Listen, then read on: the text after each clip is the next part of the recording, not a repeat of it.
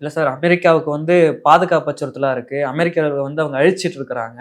அது இல்லாம ஏவுகணை அணு அணு ஆயுதத்த தயாரிக்கக்கூடிய வேலைகள் இருக்கிறாங்க. இவங்கள்ட்ட அணு ஆயுதம் வந்துச்சுன்னா, ஒட்டுமொத்த உலகத்துக்கு அது ஆபத்து. அத தடுக்க இந்த அமெரிக்கா இந்த செயல் திட்டத்த அமல்படுத்துகிறதுன்னு சொல்றாங்க. அமெரிக்காவை சுத்தி ஈரான் கனடாவிலையும் மெக்சிகோவிலையும் பேஸ் வச்சிருக்கா? மிலிட்டரி பேஸ் வச்சிருக்கா? கிடையாது. கிடையாது. ம்.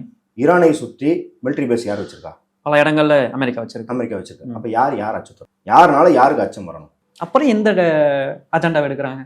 அதான் அங்க ஈரான் தான் இன்னைக்கு ஒரே ஒரு இறையாண்மை பொருந்திய நாடு. மற்ற சிரியாவை கவுத்துட்டீங்க, யமன் அந்த இடத்துல எல்லாத்தையுமே கவுத்துட்டீங்க, ஈராக்கை சீரழிச்சிட்டீங்க. ஈரான் மட்டும்தான் லாஸ்ட் பீஸ்.